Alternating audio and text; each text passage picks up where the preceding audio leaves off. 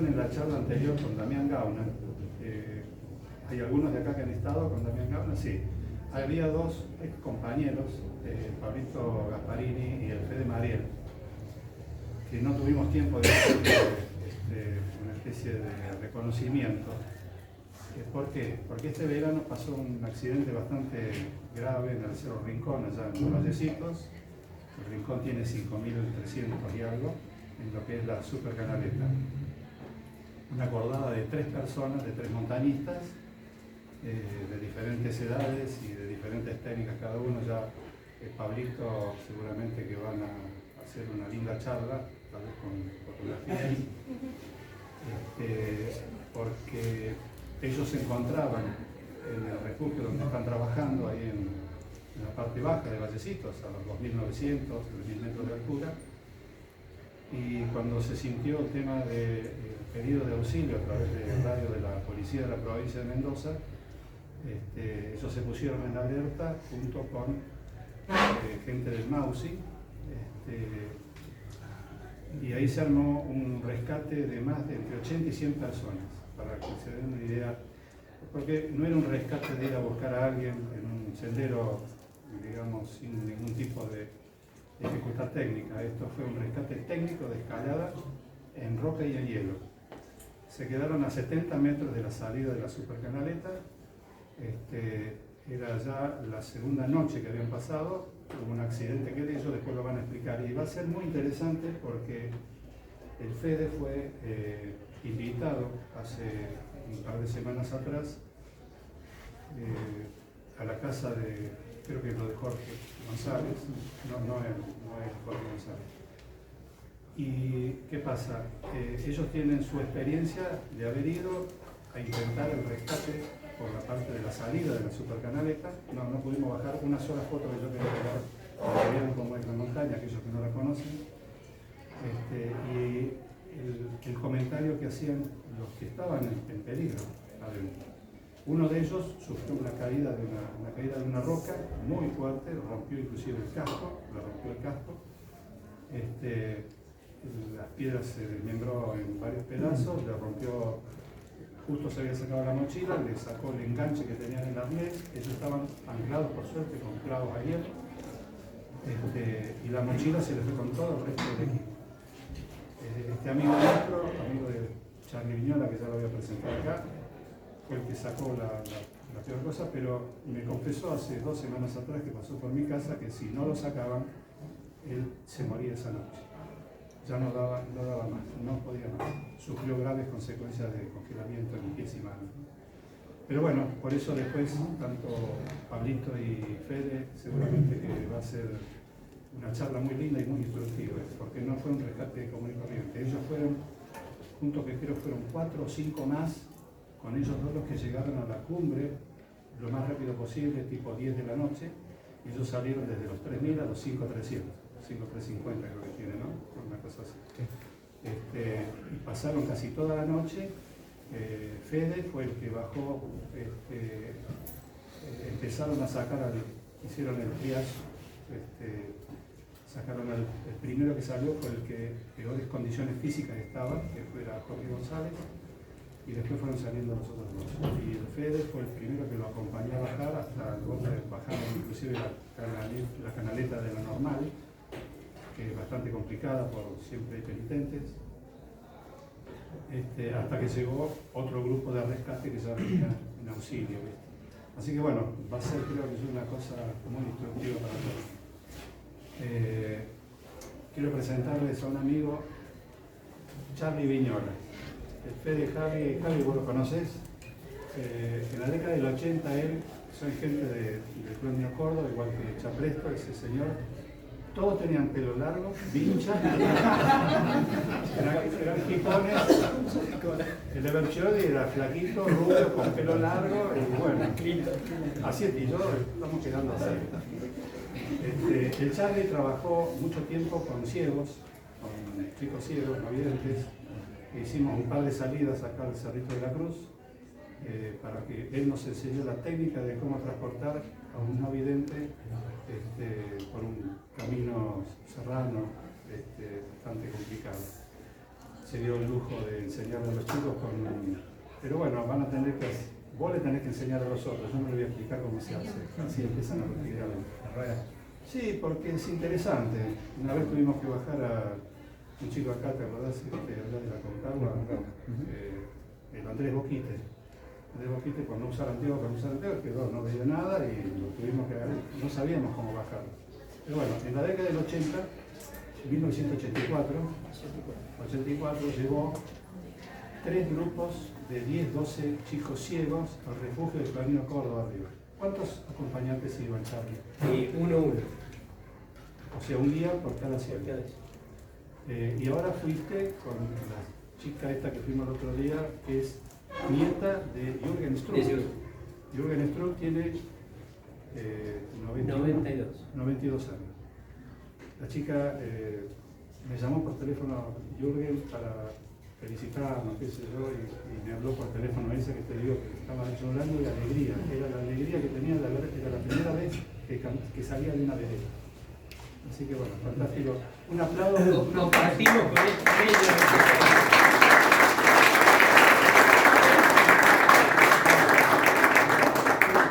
Yo me acuerdo porque uno pensaba, iba a llevar ciego a la montaña. No, lo han disfrutado tal vez más que nosotros. Y quedo totalmente agradecido. Bueno, otra persona, Ever Fiori, a lo mejor hay muchos chicos de primero que no lo conocen. ¿Cuántos años, Ever? 12 años de profe de... 13 años de capo de la práctica profesional. Y salimos en todas esas épocas a toda la cordillera y no dejó ninguna salida por caminar. Un excelente profesor. Compañero, bueno, lamentablemente compañero mío de montaña. No, la pasábamos bárbaro. En una época que íbamos a Vallecitos, fines del 70, principios del 80, y no sabíamos cuál es el Vallecito, cuál es el rincón, el Plata se va por acá, no teníamos internet. Era una especie de algo de exploración todavía. Había poquita información, no llegaban revistas, no había, digamos, gran cantidad de datos ni de meteorología. Podíamos salir cuando podíamos, cuando íbamos allá, ahí te dabas cuenta de que no íbamos a hacer nada porque había 5 días de mal tiempo. Hoy en día podés hacer una programación con la meteorología, ¿no? Fundador del Club Andino Carlos Paz, junto con otros amigos. ¿Y qué más? El resto ocultémoslo. Ocultemos todo esto. Y tenía que hablar sobre una persona. Venga para acá. Porque es muy difícil, me cuesta transmitir que una persona mayor haya hecho lo que ha hecho este hombre. Iba a venir a Dos Sánchez, otro personaje. Porque uno es como un mayor. No, porque somos compadres, pero... No, lo que pasa es que es difícil, a mí tal vez me cuesta hacerle entender que uno ha hecho algo en la juventud como lo están haciendo todos ustedes. Ustedes, más de uno va a quedar en la historia. O los recuerdos con sus compañeros en las salidas. Y él, junto con Aldo Sánchez, han sido los primeros montañistas que hubo acá en Carlos Paz. Todos éramos socios del Andino Córdoba. Y cuando vimos que ya también nos estábamos poniendo un poquito mayores, dijimos, bueno, formemos gente, junto con Ever y con Mario Carlet, formemos gente, escaladores, acá teníamos condiciones técnicas, tenemos profesores, porque él y Aldo han sido, qué sé yo, eran un poco, nos llenaban las mochilas de ilusiones, un poco así, para saber qué íbamos a hacer, hasta que después se pudo. Antes se llamaba, en la década del 70, era Grupo Andino Carlos Paz, sí, personalidad jurídica, y estaba, digamos, después se formó ya con personalidad jurídica en el 85. ¿Quién fue a los gigantes al refugio arriba o pasó por la puerta del refugio arriba? Levante la mano. Bueno, viene un cartelito que decía Refugio Rafael Juárez. Rafael Juárez fue un amigo nuestro, compañero de él de escalada, que se accidentó y se mata en el 73, creo que fue, en el cordón de las Adelas. En el Parque Nacional de Glaciares, detrás del Cerro Torre.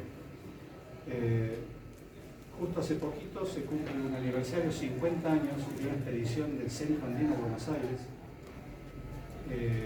a los Andes peruanos, a la Cordillera Blanca, 50 años de la ascensión al Huascarán, y fue invitado Rafael Juárez y él de acá de Carlos Paz. Se fueron a Rosario en colectivo y tomaron un tren. El tren hasta La Paz. Hasta La Paz. Y de ahí, con ómnibus, fueron 2 expediciones. Porque llevamos 300 kilos de equipo. Entonces lo tuvimos que llevar desde Buenos Aires, nos levantamos en Rosario, hasta La Paz, en Bolivia. Y ahí con ómnibus hasta Huaraz, y ahí con un taxi flet nos llevó hasta el Manco, que es el pueblo Mucho, y de ahí ya con los burros, y nosotros del burro también, llevando las cosas. En aquella época, Y después la montaña, por supuesto. ¿cuántos días estaban en la montaña? Y estuvimos, yo creo que estuvimos una semana. Una semana. O sea, estuvieron en total un mes de viaje. Sí, no, 6, sí, unos 12 días de viaje ida y vuelta. Más de 20 días. Sí, sí. Y después la semana que estuvimos ahí, y después todo el preparativo, que estuvimos varios días ahí en Mucho, con un campamento para preparar todo para llevar, todo eso nos llevó tiempo. La gran diferencia con algunas expediciones ahora que se venden inclusive, porque todas las montañas en Perú están comercializadas, todo el mundo que va al Huascarán va a la cumbre más importante, a la más alta, que es el Huascarán Sur. Sí. Ellos hicieron las 2 cumbres, Huascarán Sur y la Huascarán Norte. Y ahora, bueno, se cumplieron 50 años. Por eso, Sí. Rafael Juárez, compañero de ellos, él y Largo Sánchez fueron los que pusieron el nombre del refugio, que por supuesto lo aceptamos todos los que estábamos. Sí, eran un compañero, era increíble, loco, para ir a la montaña. Ya había estado en el Guandoy, había estado con Aldo, allá habían estado. Con la expedición del Cava de Gerardo Batzel y José Luis Fonrubio. Después, bueno, cuando fue El Aldo fue antes del 70, antes del terremoto. antes del terremoto. Sí, creo que fue en el Nosotros en el 68. 70 hicimos un intento a Pirroy con José Luis Fonrús, el Aldo y Jorge Ay. ¿Ese qué año fue? Fueron los primeros que de 70. acá, de Carlos Paz, no sé, de Córdoba. En el 70 iban al FIS, ¿no? En aquella época, no sé, vos, Charlie, que conocías a los viejos del plan de Córdoba. Me parece que fue un poquito a mediados de los 70 en el club. Fueron para el club. Sí, no me acuerdo. Sí, que fue el Pablo Recabarro, entonces. Claro. Comentario de Fue la historia, después seguimos. Tuvimos mucha escalada en Catedral, el Tronador también, El campanil esloveno. Campanil esloveno, la torre principal, el frente de la Frey con Edgar Koke y la otra con Marquito Bianchi. Y ese Marquito Bianchi se mató en el Fitz con hipofrazón y Marquito Bianchi. Claro, en las torres del Catedral, en Bariloche, uno de los pilares se llama la Torre Bianchi, en honor al chico ese. Sí, a Sí, Marco Bianchi. a Marquito Bianchi. Que era el cuñado de Koke. Sí, La aguja Rafael. Ah, la aguja Rafael, claro. que fue allá en... Bueno, al lado de la Poincenot había una aguja que se llamaba la Inominata, o sea, la innombrable, o ¿cómo se dice? Inominata. Sin nombre. Desconocida. No, Sin desconocida, nombre. claro. Y una expedición de ingleses que habían venido en esa época, y justo fue el accidente de Rafael en el cordón de las Adelas. Ellos la escalan por primera vez y le ponen el nombre de aguja Rafael. Esa aguja Rafael es en honor a Rafael Juárez. Y la declararon ante el mundo de la montaña para que se le ponga aguja Rafael. Buen dato ese, che. Y otro dato más, Rafael, fue porque eso dice en tren, allá La Paz y todo eso. Yo fui 4 días en colectivo, así que se me imagino también en tren lo que habrán hecho. Y el Largo Sánchez, ¿conocen lo que es un jicuilí? ¿No? El jicuilí es más viejo que el Jirica. Salieron de Carlos Paz, Rafael Juárez y Eduardo Sánchez hasta Lima. Sí, 5 días de viaje. 5 días de viaje y de ahí a Huaraz. Para escalar, el Guandón. Guandói, la cara, la que después subió René de Monción, después se subió 20 años después esa pared, porque es una pared de más de 350 metros de plomo en roca. En esa expedición iba José Luis Fonrus y el jefe era Gerardo Batzel del Centro Andino de Buenos Aires. O sea que eran gente invitada por el Centro Andino de Buenos Aires. Y bueno, el Aldo tiene también. Sí. El Aldo salió de Carlos Paz con, ¿cómo se llamaba? El alemán. No me acuerdo cómo se llama, pero un alemán que, no sé cómo se llama, su amigo Aldo, que estuvo en el refugio del Andino Córdoba. Y como es, hicieron amigos y lo invitó al Aldo para ir a Alemania. Y bueno, y el Aldo se fue. Pero no se fue en avión ni en colectivo, se fueron escalando montañas, se fueron al Huascarán, pasaron por Bolivia, se fueron al Cotopaxi, escalaban varias montañas en Sudamérica, después pasaron a Europa, algo se quedó 2 años, ¿no? 3 años y medio. 3 años y medio en Alemania, y este alemán lo llevó a escalar a los Alpes. Escaló el Águila al Midi, la Torre de la M, Y ahí ellos fueron a varias ascensiones, África Mont también fue. Blanc también, y se fue al Roguensiori. El Roguensiori quiso subir el canal del Diamante, que después lo terminó de subir Ivonne Chouinard.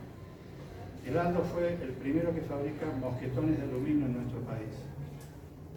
Sí, como se llama Mario y Eber, armaban los mosquetones en la casa de él, lo más peligroso era más bien la leva. El Aldo nunca tenía ganas de que nos cayéramos. No, pero logró que la resistencia, ¿cómo se llama? En la Facultad de Ingeniería, la resistencia llevaba los 2.000 kilos. Los 2.000 kilos de tracción. Bueno, han sido estos 2 pioneros, ya te digo, después... Ahora lo más, disculpame, Sí, no, por lo más grave era en nuestra época que no había material. O sea, nosotros nos hicimos amigos de todos estos porteños que venían, porque todo el material entraba por Buenos Aires. Entonces, venían, daban cursos con Batzel, mandados por la FASA, y aprendimos mucho y aprendimos el material que había. No teníamos nada. Soga de cáñamo, que el Aldo lo había teñido rojo para que se viera. Hasta que un día había un grupo de gente que se iban de un club de planeadores, iba a Europa a hacer una competencia. Y le encarga a uno de ellos que le traiga una soga, que le hiciera pasar como es para tirar un planeador. Y ahí nos hicimos una vez y la cuidamos. Era lo único que teníamos. Y los moquetones de Aldo. Y acordate que el director de la escuela por muchos años, Adolfo Burr, Claro. me trajo unas botas de cuero Castinger. ¿Te acordás? Porque en esa época, en el Cerro de la Cruz escalaba, ustedes lo saben bien, Chaperito. No sé, no había derecho. Andabas con esas botas de cuero, las marasco, con las puntitas. Es complicado escalar de esa forma, ¿viste? No cualquiera escalaba. No, era otra cosa. Y era otra historia. Y el Aldo fue muy especialista en hielo, en ese sentido. Es más, el Yuyo, Tarditi, conocido alpinista, montañista, uno de los, tal vez el mejor de Córdoba, no sé, hizo un curso de hielo con Aldo, allá en el Tronador. Es más, lo llevó y escalaron, hicieron el curso abajo en el Quiquero Negro, pero después se lo llevó arriba también a la montaña. Y los primeros cursos del Club Andino nuestro, también el Aldo todavía estaba presente.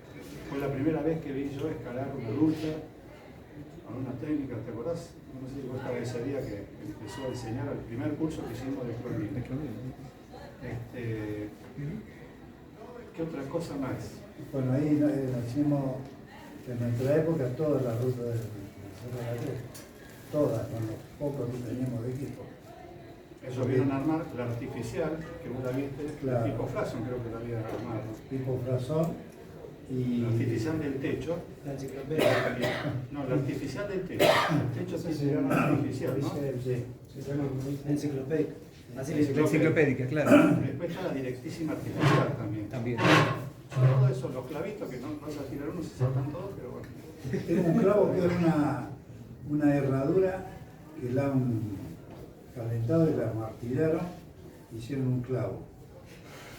El agua así lo tengo en mi casa, con una herradura de caballo. Gastada también.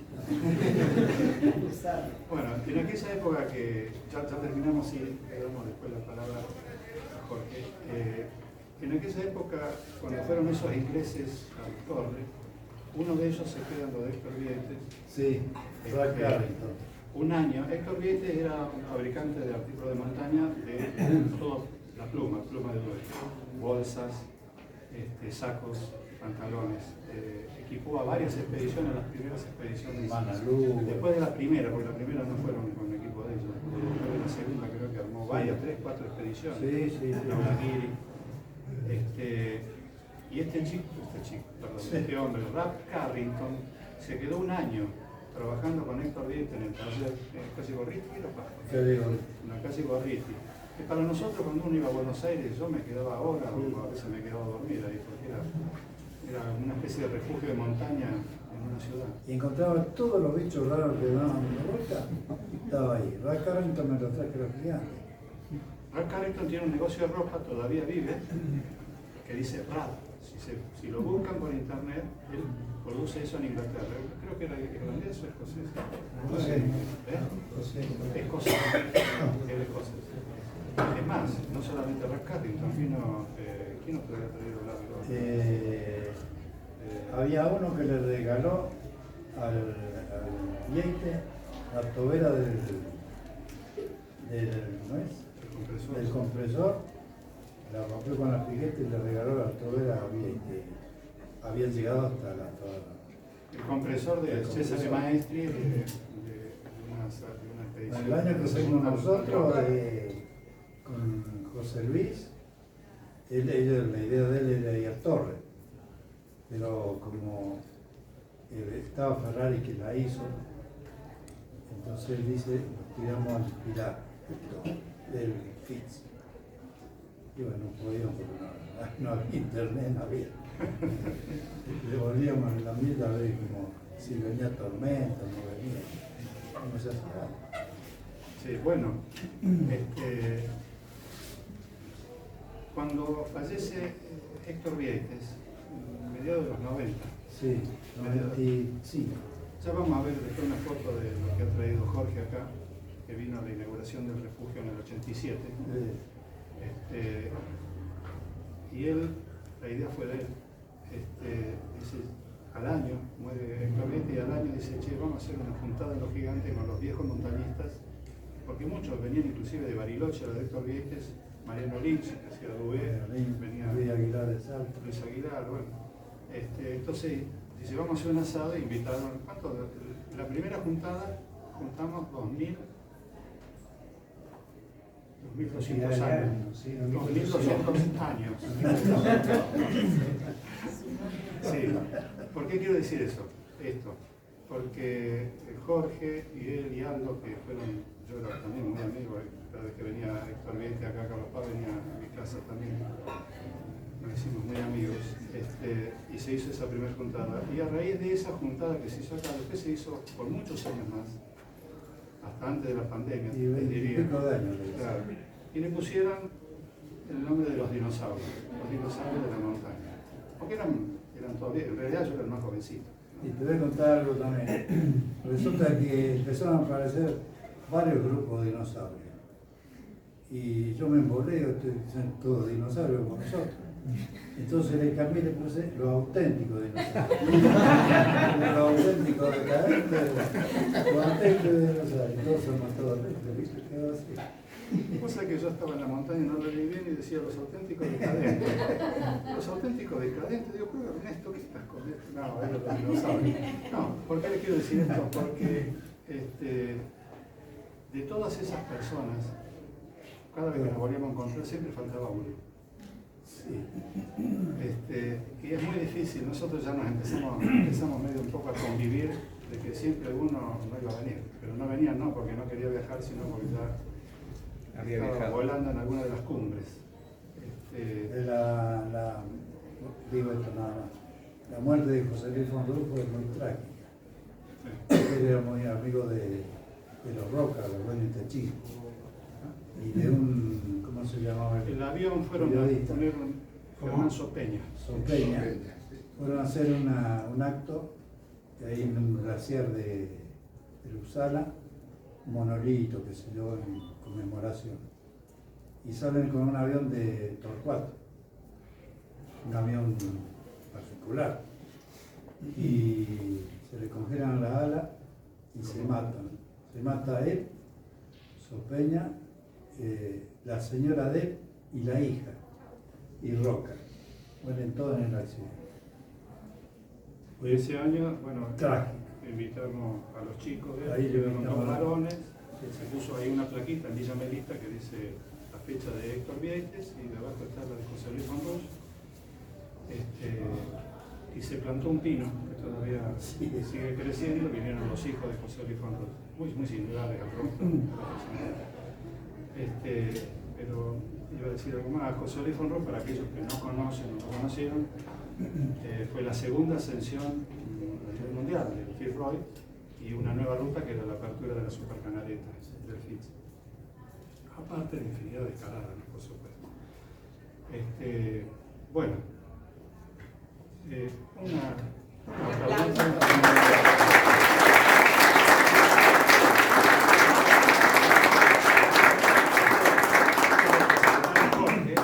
quiero presentar porque me olvidé, Pablo Lukács, este amigo acá, guía de alta montaña, del AGM. Gracias a él tenemos casi la mitad del equipo que tenemos acá de escalada, vino de las manos, por supuesto que le pagamos, pero lo consiguió él prácticamente el costo. Eso fue la primera vez que realmente empezamos a poder ir a la montaña con la escuela. Jorge González. Get out. Get out. No, Bueno, hablar de él. 5 minutos más. hace falta, doctores, de hablaron. No, quiero que sepan quién es él, porque por ahí sí escribió esto, escribió aquello, pero Jorge González se inicia en la montaña a principios de la década del 70, allá por el 72 se arrima al Centro Andino de Buenos Aires, donde toma los cursos de escalada en roca, escalada de hielo, y ahí empieza su periplo por muchas montañas más. Grandes expediciones, formó parte de innumerables expediciones, si arrancamos desde abajo, Monte Sarmiento, Tierra del Fuego, y de ahí hasta Bolivia, Illimani, Perú, Alpamayo. Y bueno, infinidad de cosas. En el año 82, la Federación Argentina, la FASA, Federación Argentina de Esquí Andinismo, realiza en las Torres del Catedral un curso junto con la Federación de Montaña Española, a cargo de Jerónimo López, que entrega los primeros títulos de profesor nacional de escalada. Eso fue en el año 82, ¿no, Jorge? Sí. Y después, en el 84, que se crea la Asociación Argentina de Guías de Montaña, la AGM, él recibe el título de Guía de Alta Montaña. Escritor, periodista, filmó películas, gran fotógrafo, en la época que usábamos los rollos, de 24, de 36, la época que había que, si no había guita eran 24 y uno tenía que esperar 10, 12 días para que te... Y podía ser blanco y negro también. Sí, y después por ahí dice, esta me salió movida y de 24 te salían 3 más o menos, y lo veías chiquitito así, ¿viste? Bueno, era la época, una época de exploración. Yo la rocé también, eso es un poco con todos los anteriores, en la época de los hielos continentales patagónicos, Peter Bruhausen, la infinidad de montañistas que hemos ido, más que nada con esas charlas espectaculares de esa puntada de los dinosaurios. Pero, ¿qué pasa?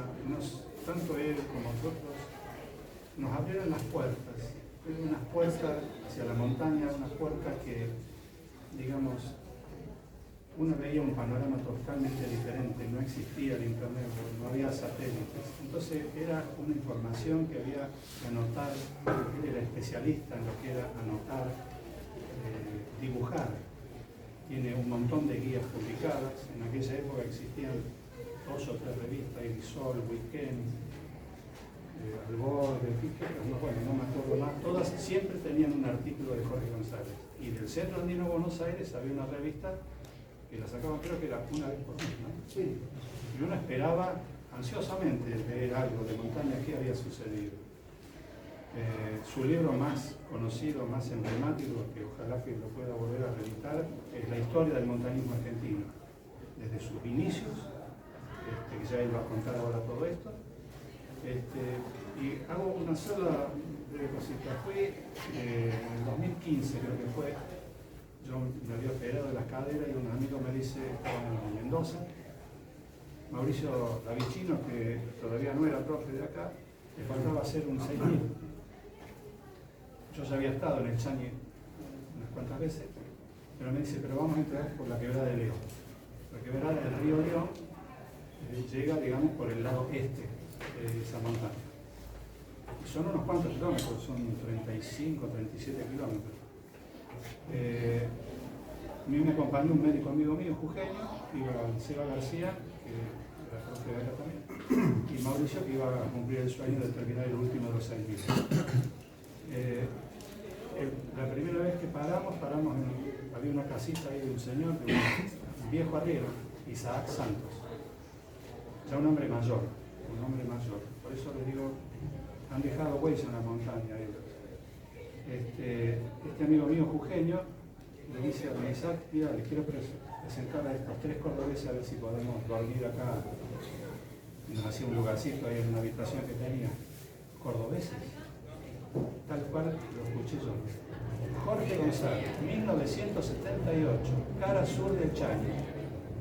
Isaac Santos había sido su arriero, yo no lo sabía. Jovencito, no sé qué edad tendría Isaac Santos, hoy era un hombre mayor, más grande que nosotros. Así que el recuerdo fue bárbaro porque Davicino filmó, después él pudo publicar un video, tiene aparte 240 videos de diferentes salidas de arqueología, de historia, de trekking y de montañismo que yo he podido compartir algunos nada más. Así que bueno, Jorge, una presentación.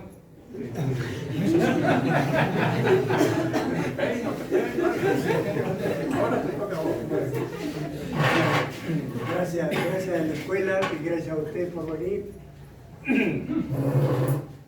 Yo me preguntaba qué había que tener para dar una charla de historia del montañismo argentino, si ser un erudito, haber leído mucho, tener gran memoria, ser amigo de Enrique Bolsi, bueno, todo eso. Después quizás, si ojalá pueda, compartir con ustedes todo lo que vamos a charlar y van a ver por qué les digo esto. Si me permiten, yo creo que no es tan específica la presentación de Historia del Montañismo Argentino en este libro, pero sí les quiero contar que fue una experiencia hermosa para mí y quería decirles que, bueno, en términos muy generales, nuestros Andes podríamos pensar que tiene un sector sur, un sector centro y un sector norte.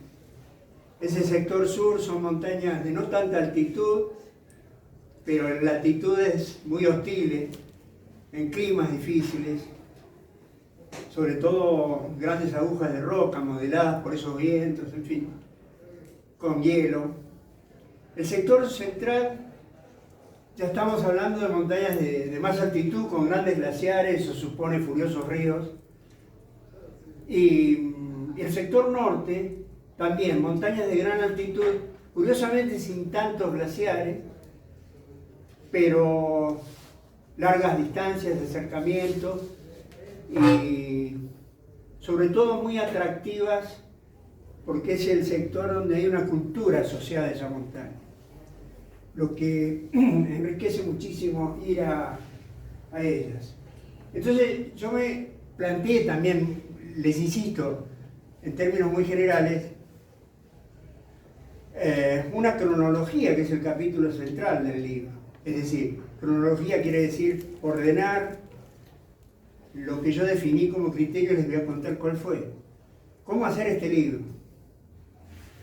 El criterio que yo definí fue tomar en cuenta las llamadas primeras ascensiones absolutas a las montañas, de las cuales hay testimonios. Y ahí es donde el haber transitado un poco, haber leído y haber gustado siempre de estos temas, me ayudó en el caso de determinar qué tan cierto era ese dato que llegaba a mí, ¿no? Las primeras ascensiones absolutas por nuevas rutas o nuevas vías de ascenso, con algunas particularidades que la montaña en ese caso modifica su dificultad. Esto es una ascensión solitaria, entiendan lo que significa este lenguaje, ¿no? O sobre todo la primera ascensión argentina, por cuanto el libro tenía este interés también de testimoniar la historia de nuestro andinismo. Y no me interesaron algunas situaciones que son un poco temporales, con qué edad subió, cuánto tardó, eso son detalles que no importan, o no me importaron a mí. En el caso de ascensiones en el extranjero y en el caso de la cronología femenina, tomé todas las ascensiones sin esta división que les contaba recién. Así que mi mesa era una cantidad infernal de datos apasionantes. Pero, ¿por qué les decía lo de antes? Porque, bueno, si llegaba a mis manos un dato que decía que se había subido en Chubut la primera ascensión de tal montaña de 6.000 metros, había un error, ¿no? De transcripción, porque en Chubut no hay montaña de 6.000 metros. Lo cierto es que después acudí a los que yo considero especialistas, grandes conocedores de cada región, que me ayudaron mucho en una suerte de revisión de estos datos. Ahora, yo me preguntaba también mientras preparaba esta charla y demás, que hace 2 días que no duermo, ¿cómo hacer para compartir con gente más joven, que no caer yo en las nostalgias, en juicios de valor sobre los tiempos, porque a mí me tocó otro tiempo? Y voy a tratar de hacerlo.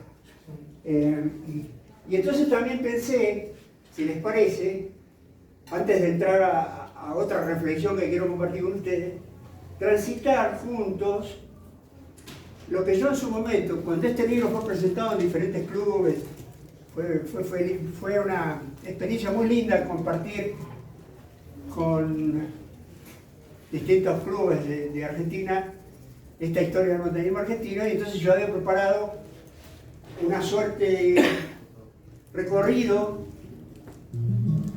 de los capítulos con la música de don Ricardo Vilca, que es lo que vamos a recorrer, si les parece. Para así después yo me amplío sobre lo que creo que puede ser que les interese para compartir juntos. Pero problemas técnicos, Malbec.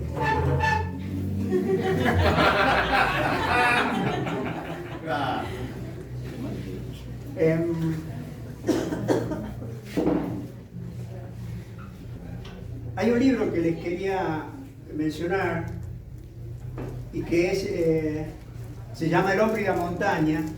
El autor es George Sonier, que a mí me parece que tiene de interesante, quizá de particular en el enfoque que él hace, porque analiza la historia del alpinismo, en su realidad, pero no de manera cronológica, ordenada, como tiene este capítulo, que es el capítulo central, sino a través de lo que él entiende que son o fueron las motivaciones en cada época para subir una montaña. Y a mí, y si a ustedes ojalá les parezca igual, ese enfoque me parece muy interesante. Además coincido con él en pensar que su análisis sobre los Alpes, a otro tiempo, no mucho después, pero con unos años de diferencia, en realidad fue lo que también nos pasó en los Andes. ahí está Jorge, perdón. Bueno, esto es para que así recorremos juntos y yo después termino brevemente con lo que sigue y Y a disfrutar. ¿cómo no? Claro. Sí, la experiencia del libro fue... Si se puede saber cuándo está. Sí, bueno, fue, como les decía, maravillosa, como lo es todo toda intención de transcribir una idea o de ordenar una idea.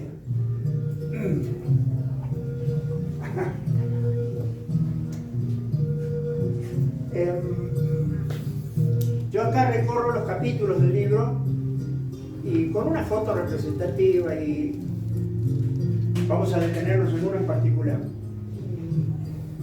A veces me olvido de escribir, pero no hace falta, sino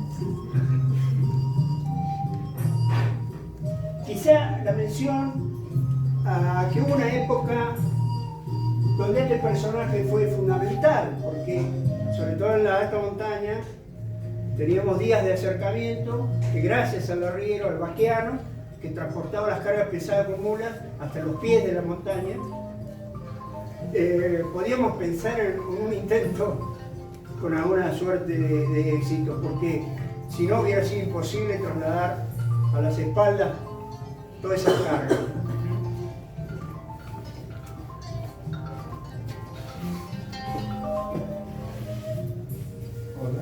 Después de citar algunos hitos, si es necesario, si no consultamos el libro, algunos hitos centrales de lo que fue esta historia. Yo he dividido, les decía, en los tres grandes sectores de los Andes, en la Patagonia, en la Cordillera Central y en el Altiplano.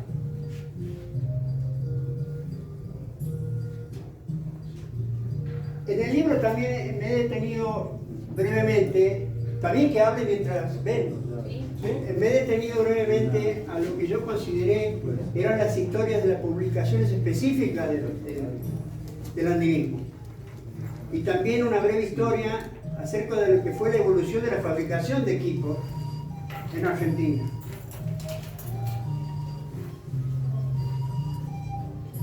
Sobre algunos conceptos buenos cuando desarrollemos lo de este libro. Pero lo de este libro, Georges Saunier, El hombre y la montaña, él analiza aquella primera época de los Alpes, que les decía, con diferencias de años, es el mismo proceso que sufrimos nosotros en los Andes después. Y no es extraño que a partir del primer club que se funda en el país, el más antiguo, en el 31, Bariloche, Patagonia haya sido el lugar de más desarrollo técnico, a la par de que algunos pensaban que la incorporación de la técnica quitaba cierto romanticismo a la visión de la montaña.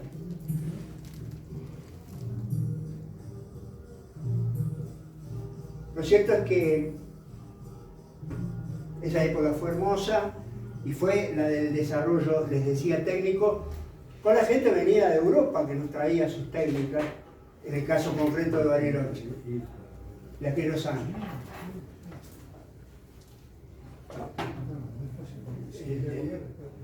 La época en los Alpes, toda la época de las guerras, detuvo todo ese proceso, y acá se siguió investigando y explorando. Ahora, comienza, así les cuento y no se nos hace demasiado largo. Cuando llega la época del 50, más o menos, década del 50, los europeos comienzan a poner la mirada en otros objetivos, sobre todo en las grandes montañas de Himalaya. Ahí hay 14 montañas de 8.000 metros. Y en esa década, del 50 al 60, se conquistan 13 de esas 14 montañas. Pero también comienzan a poner la mirada más allá de Europa, y un santuario, que creo sigue siéndolo, del montañismo en el mundo, es Patagonia. Ponen sus ojos en las conquistas de estas grandes agujas, o estas agujas que fueron consideradas en su momento las más difíciles del mundo: Cerro Torre y Cerro Fitrol.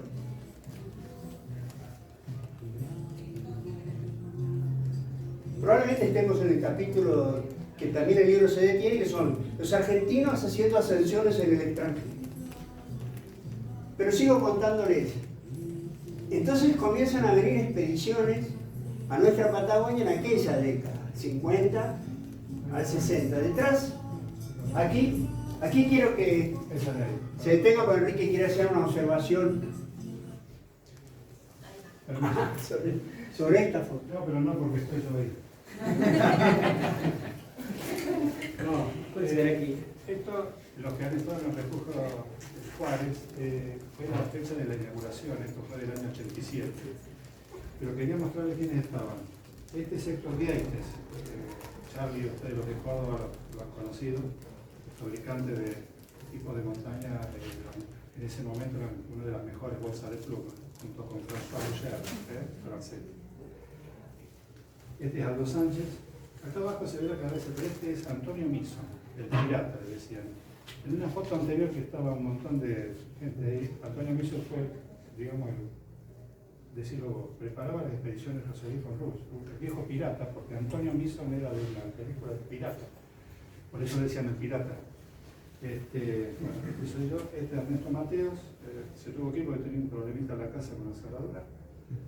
Ignacio Unzay, del Club Andino Córdoba. Carlos Sáenz, ellos dos estuvieron en la expedición cordobesa al Tres Picos, en Chubut, ¿no? Donde fallece justamente un accidente en la caída de rocas, fallece Jiménez y Aurelio Castelli, que lleva el nombre del Club Andino Córdoba, el refugio Andino Córdoba. Y la apuesta de Jiménez, que es la primera ascensión, digamos, que hacíamos por ese recorrido antes de que nos cobraran, pero tratamos de evitar esa huella. Ellos dos fueron junto con Federico Laje y no me acuerdo cuál es otro. Ah, no, Silvestrón. Nilo Silvestrón, exacto. José Luis Fonrús está ahí sentado. Acuérdense, cuando vayan al refugio, acá está la cocina. Si uno se sienta ahí. Bueno, acuérdense que ahí se sentó Fonrús, así que, pero cosa curiosa, no quiso dormir en el refugio. Él se fue de la Rosilla, ya estaba en los tabaquillos bastante, no muy crecidos, pero había un poco más. Cruzó la Rosita y se puso debajo de una pared, y ahí se armó quiso hacer vivac. Yo pude acompañarlo en la subida,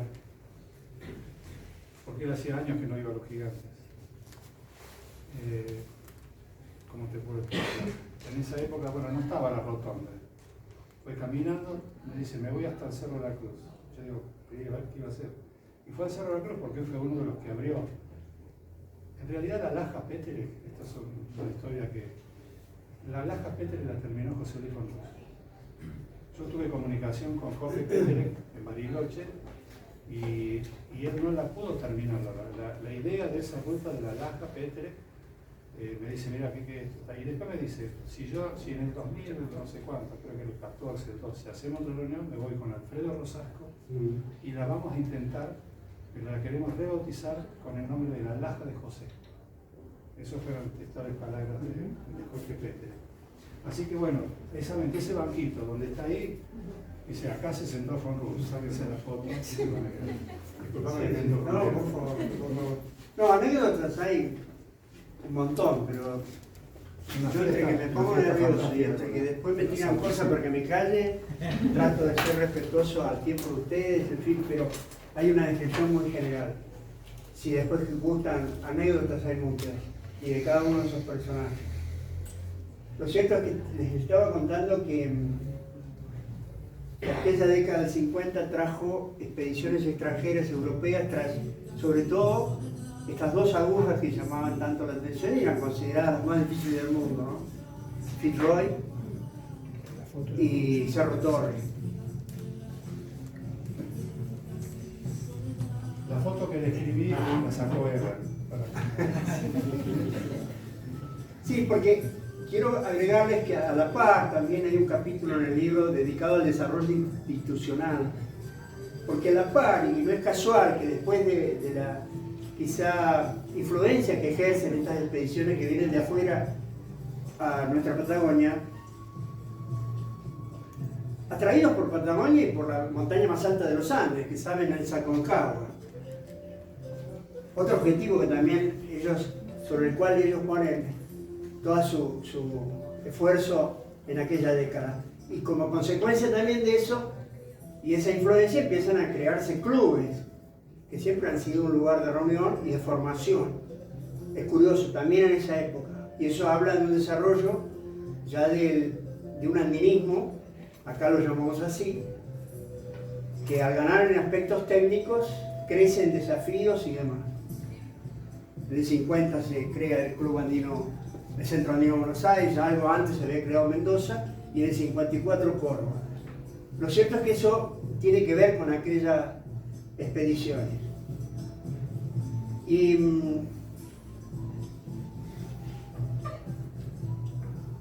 hay un capítulo también, ya que está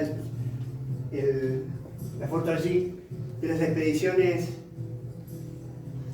argentinas a Himalaya. Les decía, en aquella época de entre 60 y 70, me parece a mí, era de más desarrollo en Argentina. Si lo medimos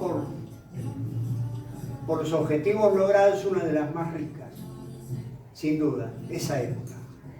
Producto de escaladores jóvenes, de clubes que se empiezan a crear y a formarlos, y porque hay un fenómeno que no les debe sorprender.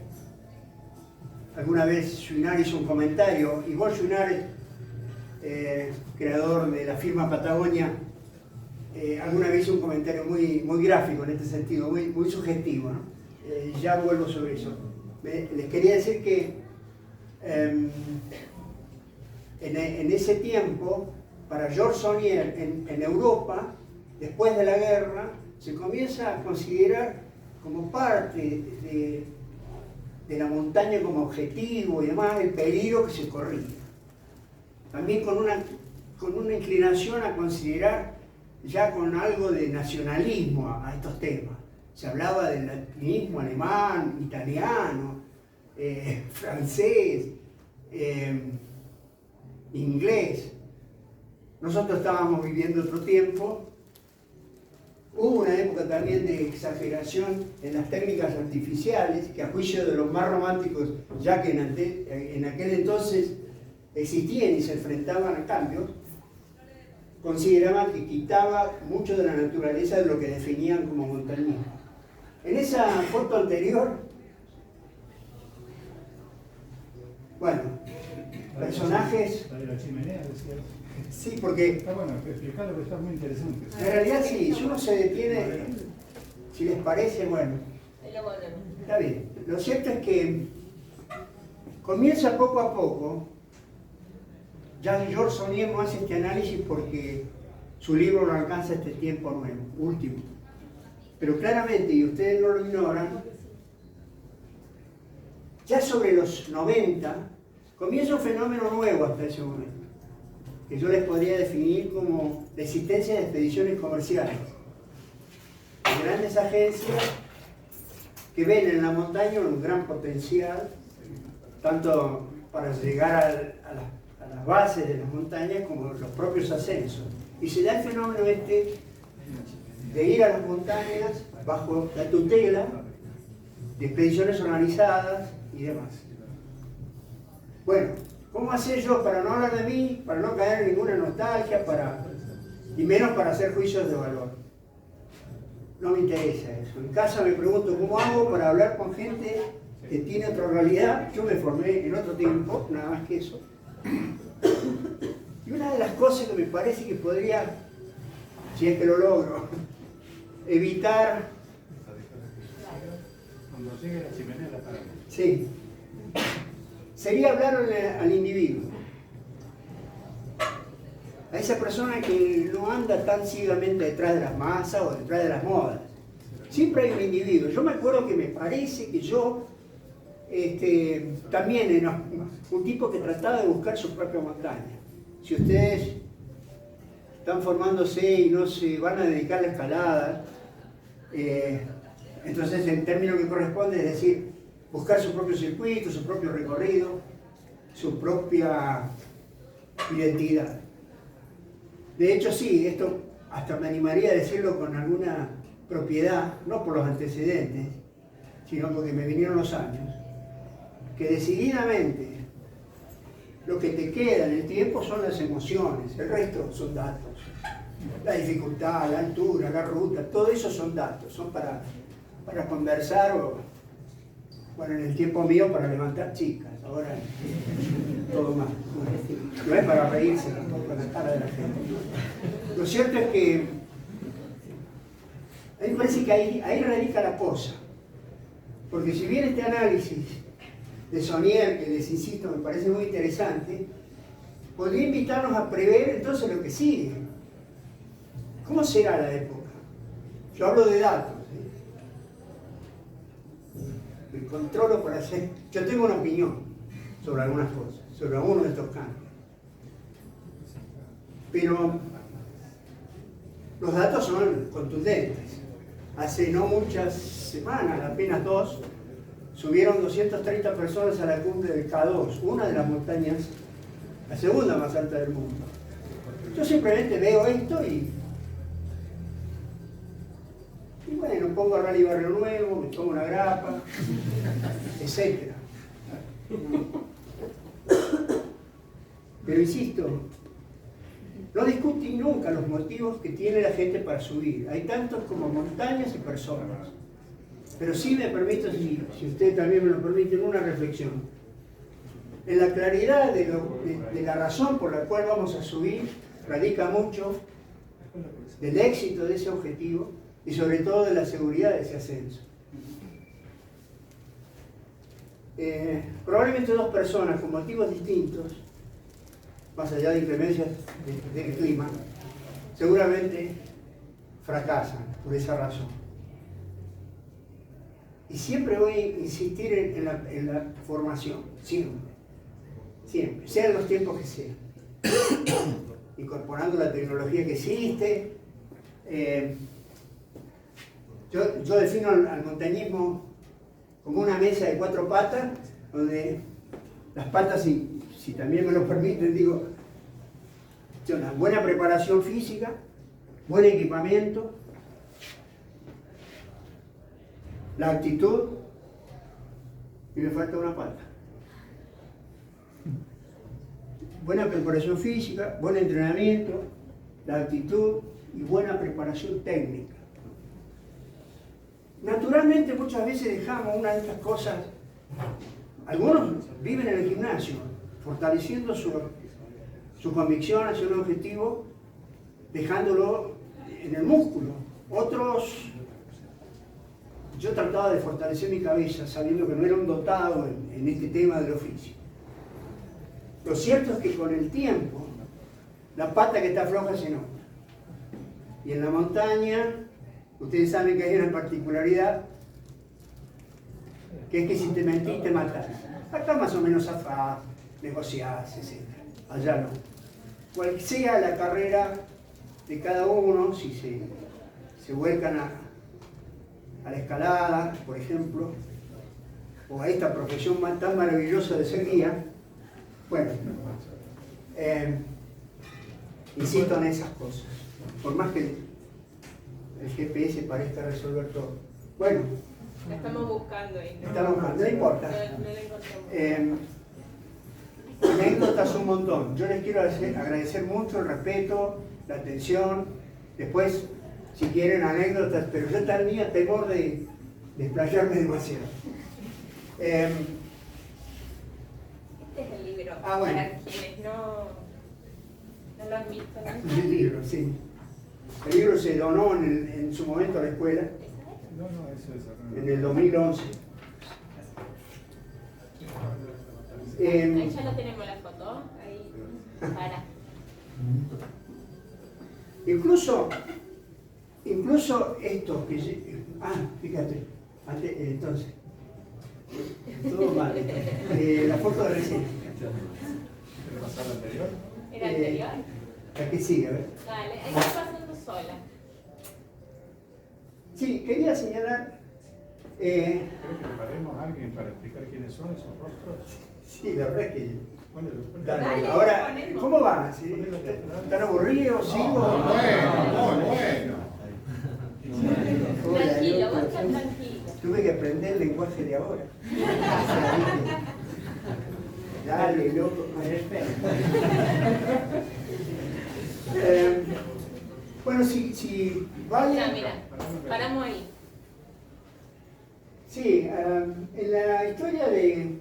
Hay un gran amigo tuyo acá, por eso. En la historia que intento, no podía ser de otra manera. Hay una intención de hacer una breve historia dentro de la historia del montañismo argentino. Les decía la evolución de la fabricación de equipos de montaña acá en Argentina. Estos son referentes. Daniel Villarroel crea la firma Livo. Él hace un homenaje a todos los pueblos chicos del interior y lo hace disminuyendo un pueblito que se llama Liborio Luna, en el desierto mendocino, y él crea la firma Livo. Aldo Sánchez fue quien primero hizo acá mosquetones de duraluminio con 2000 kilos de soporte, saben ustedes, si se refiere a que son capaces de aguantar un choque, que es el producto del peso de un escalador por los metros que se cayó, ¿no? Un tipo de 80 kilos se cae 10 kilos, el mosquetón tiene que aguantar 800. En fin, a eso me refiero. Daniel ya no está con nosotros. Jorgito Arias, que era la firma Kewa, vive en Estados Unidos. Luis Botesi creó con 3 amigos más, en aquella década del 70, la firma Fugate. Era un término de entonces. Fugate, ite, andate. Era toda la libertad de tiempo. Y un tipo acá con... Ese quién era, Sontag. Sí, Carlos Sontag haciendo 10 puntos, ¿no? Algo fenomenal. Pero vale para decirles eso que quise decirles. Son todos recursos. Y a propósito de una foto que yo quise detenerme, me refiero al Rappel Dulfer. ¿Quién me preguntó lo que era? El Rappel Dulfer es uno de los primeros que se usó. Es con la soga rozando el cuerpo. Con lo cual no dejaría aún las escuelas más modernas y con el equipamiento más moderno posible, no dejaría nunca de usar, de utilizar, de enseñar este recurso. Porque es eso, un recurso. En un resalte de 4 o 5 metros, con un grupo cansado. Los guías que quizás muchos de ustedes sigan esa hermosa profesión y para eso se están formando, ya que van a trabajar en el ámbito de la geografía de la sierra, por eso les enseñan las mínimas técnicas. Y esto es un recurso fantástico. Un grupo cansado en un resalte de 4 o 5 metros puede bajar con absoluta seguridad utilizando este recurso. Era para hombres. Para hombres me refiero que te dejaba todo raspado por todos lados. Sí, seguro. Las cuerdas rozaban, molestaban. Acá están los de Fugate, que nombró Jorge. Ese era Héctor Vieite, siempre con un pucho en la boca. Y la firma Marasco y Especiales, que fue la primera que fabricó las botas de cuero, zapatos, seguramente. Ya presto. Totalmente. Bueno, con esa empezamos todo. Empezamos todo, Marasco y Ever, y con esa hicimos la expedición en escuela. Exacto. ¿Quién había sido el jefe de la expedición? ¿Ramón Puente fue? No. ¿O fue el Mario Durán? Creo que fue el Alberto Tardif. Alberto Tardif. Ah, ¿el Alberto? Sí, sobre eso, ¿saben que Sí. yo tengo armé una escuela, en un momento cuando me vengo a vivir a la sierra, yo vivo en la cumbre, y que llamé George Mallory. Y fue porque siempre tuve una especial atracción o admiración a este personaje, George Mallory. George Mallory fue un escalador inglés que intenta el Everest en 1924.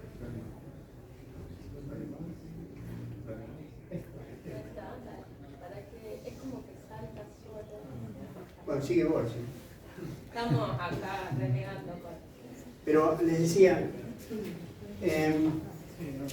lo que me pareció siempre apasionante de Mallory, un compañero de la expedición lo ve a 8.300 metros, estaba su compañero, desaparecer bajo la bruma en un intento a la cumbre de Everest y no lo ven nunca más. Entonces se convirtió en leyenda, casi diría. Y hasta algunos insisten en que probablemente llegó a la cumbre, probablemente fallece al bajar. Se especuló siempre con eso. A mí de verdad, el punto no es el que más me importa.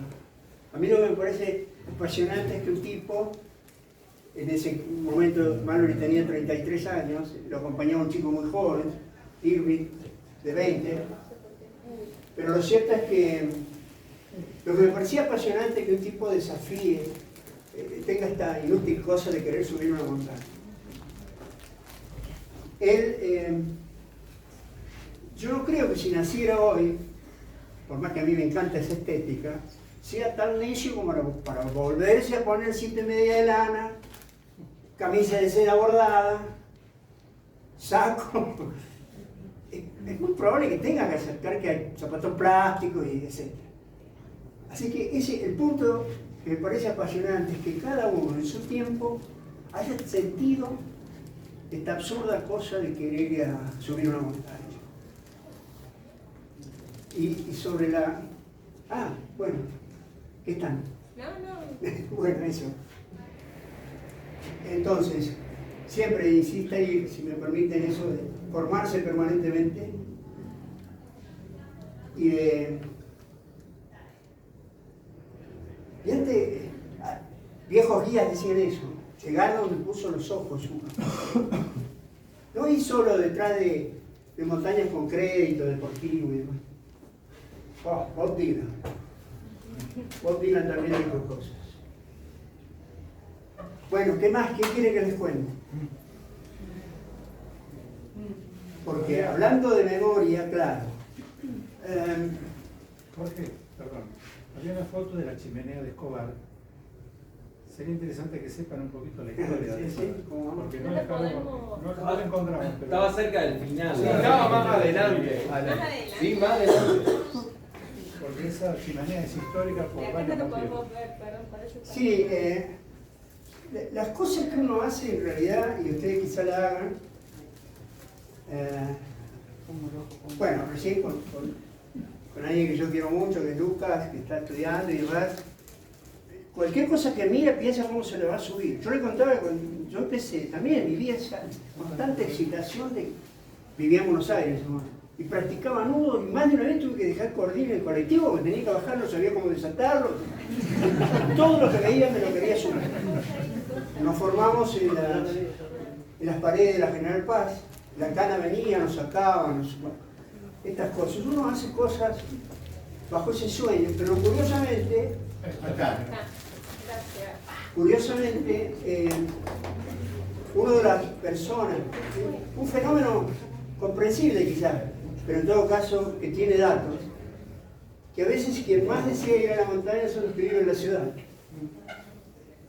Por esa avidez de no tenerla como escenario cotidiano, y a veces el que la tiene como escenario cotidiano no se siente atraído para ver qué hay arriba o del otro lado. Esta chimenea de una fábrica abandonada de Escobar, ahí haciendo un rapel, fue de la época esa de formación, cuando nace el Centro Andino de Buenos Aires, y entre el 50 y 60, que se forman escaladores que después tienen hermosos objetivos, porque les tocó también un tiempo donde era posible ser los primeros, y esa era una gran motivación.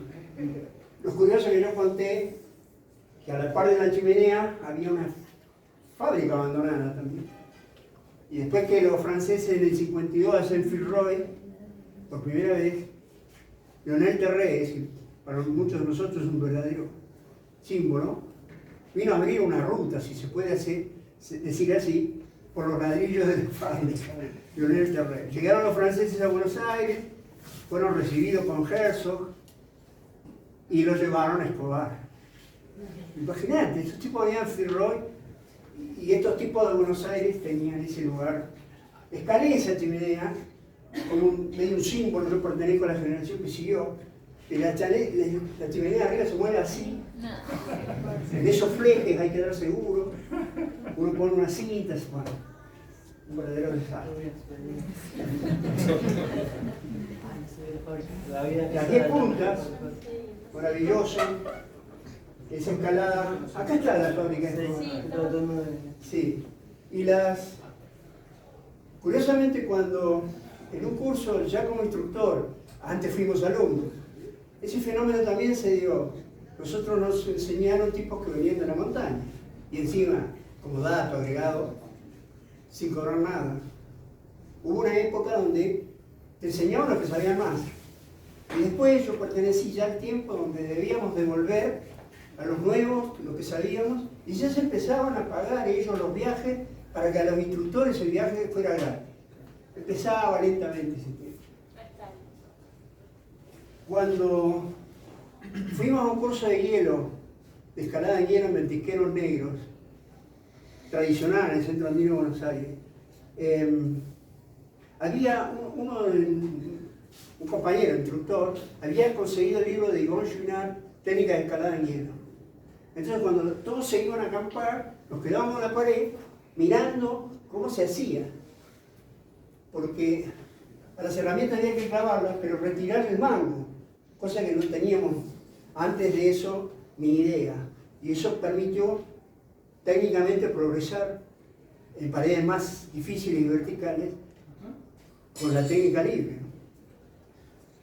Pero sin embargo, había un cura, guía de Chamonix, francés, que él sabía escalar con 10 puntas. En realidad es bastante seguro, porque todas las puntas que están en la planta de la bota se apoyan, a diferencia de las dos de adelante cuando escalas entonces, ¿no? ¿Se entiende esto? Pero no me importa que Remigio Morel. Remigio Morel. Remigio Morel. Y uno más jovencito y bastante... Me tengo que cuidar de dar adjetivos. Pero era un soberbio. Dijo, sí, pero usted no puede subir una pared de 70. Y el tipo hizo eso. Clavó la piqueta, clavó las 10 puntas y subió la pared. Y algunos de nosotros dijimos, no, cuando entremos al glaciar para hacer la práctica, queremos ir con él. La montaña no es solo una consecuencia de un aspecto solo técnico. Creo que Carlos Sonda había ido a Chamonix a hacer un curso de guía. Sí. Me parece. Sí. Sí, él Mañani fueron invitados por los franceses. Jorge, el Lalo, Remigio Morel y yo hicimos el techo del hierro.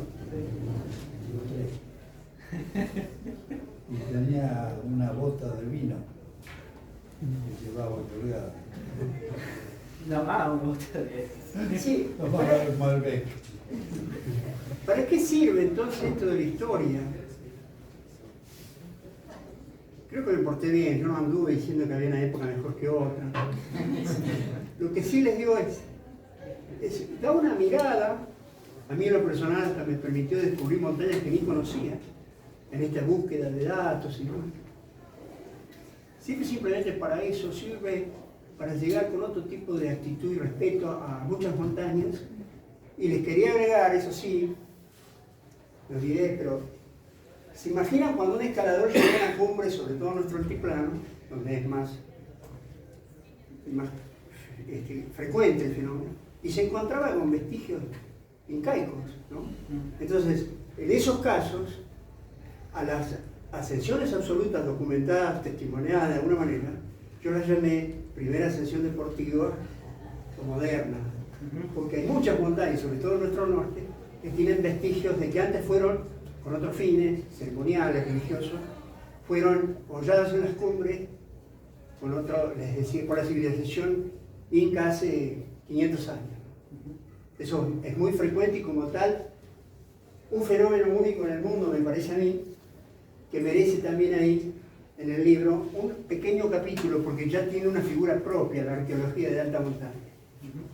Que en Antonio Bjorkianiris y Christian Vitry encontramos dos referentes, porque fueron estudiosos de estos temas, pero montañistas.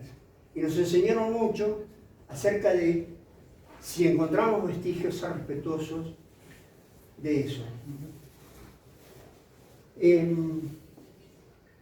¿Va bien? ¿Qué pensás de la velocidad en las montañas? Creo que tenía algo que decir. Metí la pata. No. Quería decirles por último, o si les parece, yo me detengo en la biografía de, son muchos, pero algunos referentes, a mi juicio, también el libro, me detengo en ellos. Diría Federico Reicher, el llamado el padre del andinismo, y en Alberto de Agostini, sobre todo Alberto de Agostini en nuestra Patagonia, en tiempos maravillosos de exploración, y sobre todo porque se acompañó con algo que yo siempre insisto, invito a que cada uno haga su libretita de apunte, cada vez que salgan, háganlo, testimonien. Uno al principio se pone yo, después empieza a dar charlas, ya de grande. Cuando te empiezan a invitar a dar charlas, porque te pusiste grande. Está viejo. Y otro tema en el que me detengo brevemente en el libro es lo que llamo grandes polémicas del montañismo argentino. El montañismo argentino, en su historia, tiene, yo creo que especialmente dos grandes polémicas. Una alrededor del Cerro Torre, tan hermoso, una montaña bellísima, y otro el Ilariaco. Estas cosas de contar, ¿no? Yo cuando alguna vez llegué a Patagonia, hacía como 20 días que no veía las montañas. Llevábamos carga, etc. Pero un día, para poder cruzar un río, teníamos que esperar. Eran las 4 de la mañana para esperar que bajara un poco, no había puentes, etc. Entonces, los ríos son muy bravos, tenés que desabrocharte del cinto la mochila por si te arrastra y cruzar. Yo hay 3 cosas que odio: los niños, los perros y el agua fría. Así que yo sufrí mucho. ¿Sí? Bueno, el punto es, y apareció el Cerro Torre. Las nubes, el viento voló las nubes y apareció el Cerro Torre que me parecía de plata, la luna. Yo dije, esto no se puede escalar. No lo dije desde una evaluación técnica. No se puede escalar porque no se puede escalar eso. Me emociona. Para el pueblo en aquel entonces todavía se veía, tenía el hongo de hielo de 90 metros. Yo cuando lo vi la primera vez, qué lindo emocionarse. Seguir emocionándose cuando veía el Lamí, cuando veía el Champaquí, cuando veía el Torre, lo que sea. Emocionarse, el día que uno deja de sentir eso. El Cerro Torre, claro, para no detenerme tanto, pero más o menos, pasó que vinieron a escalarlo, César y Maestri, por allá por el 53, creo, y con Toni Oeger, un austríaco, a quien se le daba muchas condiciones de escalar en hielo, le acompaña a esa expedición Cesarino Fava. Lo cierto es que un día, Cesarino, preocupado, encuentra a César y Maestri, a quien le salva la vida prácticamente, así estaba sobre el hielo. Cuenta entonces que Eger se mata en el descenso, una luz, una avalancha lo arrastra. Y Maestri, al volver a Italia, ¿conocen algo de esto? ¿Sí? ¿Sí? Bueno, Sí. yo no estaba, Bueno, Maestri dice que subió el Cerro Torre. Era un hito en el mundo, ¿no? Pero alguna parte del alpinismo extremo de allá de Italia pone en duda esa ascensión. Les quería contar también que no solo los testimonios escritos uno se basa sobre si fue una primera o no ascensión, también se ha mentido, desde siempre se ha mentido en la montaña. Después las largas altas, pero siempre hubo mentiras. Pero también antes había una linda costumbre, que era que mucha gente que lograba una cumbre por primera vez solía dejar un testimonio. Hay algunos que son hermosos, digamos, desde las antiparras hasta una piqueta, dejaba un testimonio de ese ascenso. Bueno, ponen en duda la ascensión de Maestri en Italia. Y él, herido en su amor propio, en su orgullo, cosa que nunca hay que hacer, hay que hacer, pero no para subir montañas. Maestri, Cesare Maestri, regresa dispuesto a demostrar que él era capaz de subir el Cerro Torre, y lo hace, y encima en invierno, por ahí por el 70, y trae un motocompresor, trae un aparato con el que podía clavar, ¿cómo se llama? Como hacemos cuando metemos un clavo fisio. Bueno, este era uno de 80 kilos, ¡pum! Claveteó toda la pared para subir. Y se queda debajo de ese hombro de hielo, al cual no lo podía. Lo cierto es que a partir de ahí nace una tremenda polémica, que a mí me parece, siempre a la larga, es de carácter ético. Lo cierto es que en el 74, otro italiano, Casimiro Ferrari, va a esa montaña por otro lado, por el oeste, y muchos consideran que esa, de la cual sí hay testimonios, es la primera ascensión absoluta de la torre. Pero todo lo que sucedió alrededor de Maestri, el motocompresor y toda esta historia, sigue siendo polémico, todavía hoy, porque se discute si violó la montaña, si... Yo conozco muchos escaladores que tienen esa postura, pero usan los clavos de él, que él había puesto. Dos chicos jovencitos, por ahí por el 2001 creo, escalan el Cerro Torre, aquel carácter de ser la más difícil del mundo, se perdió. Está bien que se haya perdido, pero a mí me da un poco de lástima, como cuando pisaron la luna. Yo estaba mirando la luna así, el día ese, 69. Estaba en la residencia de Olivo haciendo la colina. Y yo había escrito un poema, una chica que me gustaba, tiré los poemas, digo. Lo cierto es que estos dos chicos jovencitos, cuando bajan del torre en aquel ascenso, sacan todos los clavos. Entonces los metieron presos, otra polémica. Si tenían derechos, si no tenían. El motocompresor está. Y más de uno se subió, se montó a caballo, se sacó fotos, etc. Y discuten si hay que dejarlo o no dejarlo. Es parte de la historia. Lo quisieron sacar, de hecho lo volvieron a poner. Cuando Herzog hizo la película Grito de Piedra, lo obligaron a volverlo a poner. Gran polémica. En el 99, un arqueólogo norteamericano, Johan Reichert, con el apoyo de la National Geographic, sube el volcán Yuriaco. El volcán tiene 6.739 metros, y en los 6.700 excava y saca los llamados niños del Yuriaco. Una niñita del rayo, porque un rayo la quema en parte, otra niñita y un chiquito.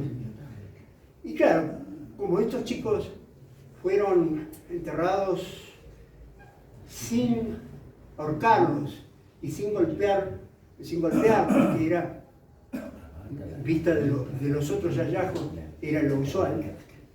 Estos chiquitos fueron enterrados vivos, digamos, o dormidos con chicha. Entonces se dice, son los niños mejor conservados del mundo, ¿no? Son llamativos. Ahora, qué gran polémica. Yo estuve en esa montaña un poco antes de este hallazgo y sentí algo muy fuerte. Tampoco, simplemente les cuento esto. Simplemente les cuento, comparto con ustedes mi sensación de que algo hay ahí. En lo personal yo no necesitaba que saquen nada, pero lo cierto es que se abre una gran polémica que a mí me hizo decir que antes las montañas que tenían un valor ahora tienen un precio. Ay, me cansé. Ya está. Sí. Ya está. ¿No? Ya está. Y los grandes hitos, diría, estas grandes zonas, Catamarca, maravilloso, que allá por el 13, un geólogo, Walter Penck, explora, descubre y asciende montañas. Después el 4x4 reemplazó aquellas mulas, se logró más rapidez en la exploración a costa de un montón de huellas y a veces de un impacto que no parece tan agradable. En las montañas de la Cordillera Central, el fenómeno fue de exploración de los geólogos, hombres de ciencia, casi siempre fueron ellos. Y hubo 2 expediciones, en el 34 en la Cordillera Central, de polacos, y en el 37 en Catamarca, que siguen siendo referentes por aquel tiempo, por la manera, por el bautismo de esas primeras cumbres. En el caso de los polacos en el 34, abriendo una ruta nueva en la Aconcagua. Y para el caso de Patagonia, aquel 16 de enero del 65, donde von Rusch y su compañero hacen la segunda ascensión absoluta al Fitzroy, abriendo una nueva ruta que lo puso a él en el plano. Los italianos decían bel ragazzo irreverente, ¿no? Pues era un rebelde y era muy lindo aparte. Todos le teníamos bronca por eso.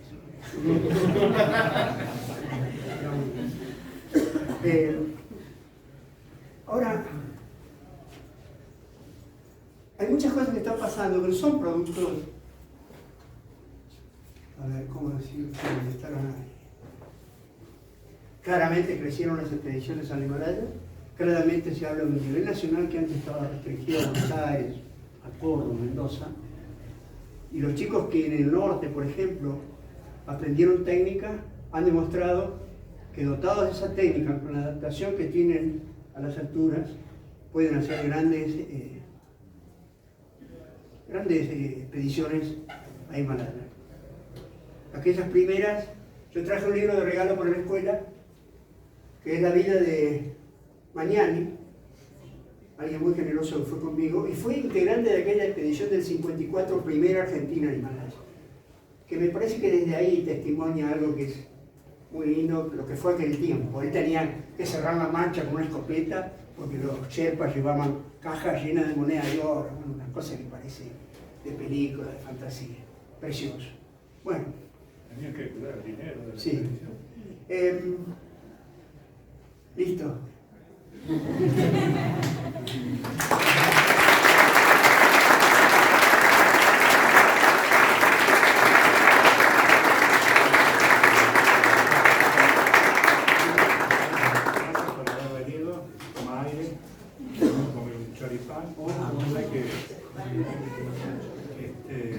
¿Qué les pareció?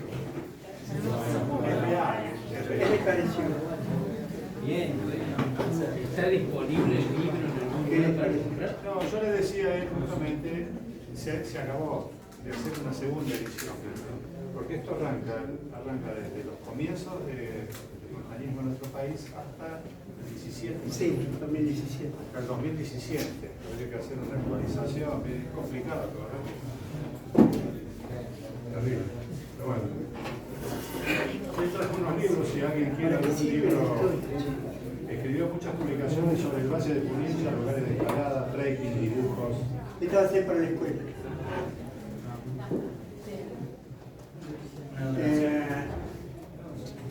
En mi vida apareció un editor un día que me llamó, que me trataba de usted en ese momento, y yo, como el libro lo hacía para mí, empecé a publicarlo en un periódico de montaña que me dio la oportunidad, por capítulos.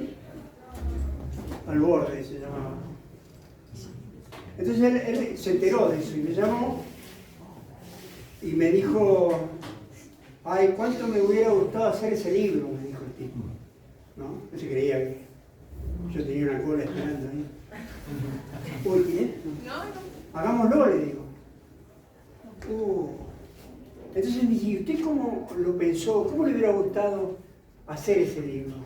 Y yo tenía frente a mis ojos un libro que estéticamente, la gráfica a mí me apasiona, que se llama Atrapados en el Hielo, que es la expedición de Aaron Shackleton. Y yo le dije, como Atrapados en el Hielo. Exactamente así pensé yo. Y ya me enamoré, porque soy un interesado, digamos, directamente. El amor tiene bastante. Bueno, el punto es que el tipo hizo el libro. Bueno, este es el libro. El punto es que el libro se agotó y ese editor lo mantuvo después del proyecto hermoso editorial dedicado a la aventura y a la montaña. Ojalá podamos reeditarlo, no sé. ¿Qué más? ¿Qué digo? Ah, ¿qué digo? ¿Me voy? Vamos con él.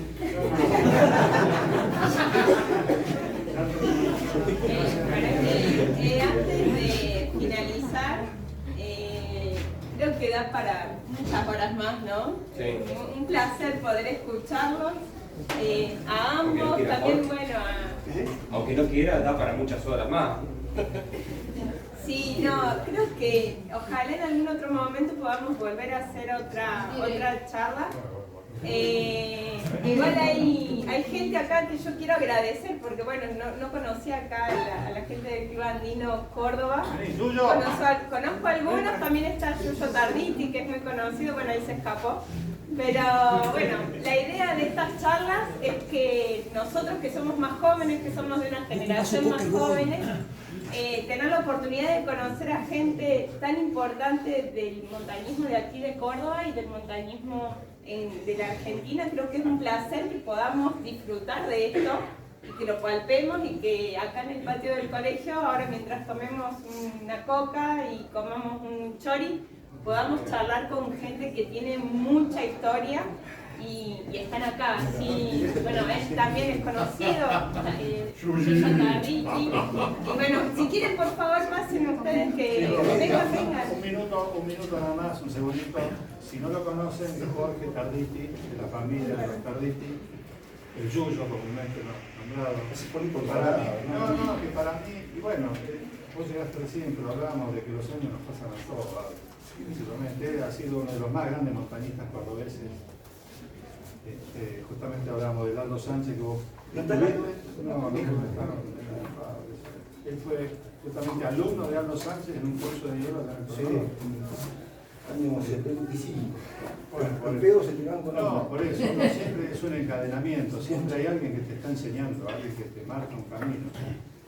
Y el Yuyo, más allá de... Si vamos a enumerar todas las escaladas, la montaña y a todos los lugares que ha estado, nos vamos a las 2 de la mañana. Entonces ahí lo vamos a convocar para más adelante para que venga a dar sobre la historia del montañismo cordobés. ¿Te parece? ¿Sí o no? Yo te traigo. Bueno, creo que... No, es la pucha, ¿cómo no? Es esto, medio que es una familia, es justamente lo que...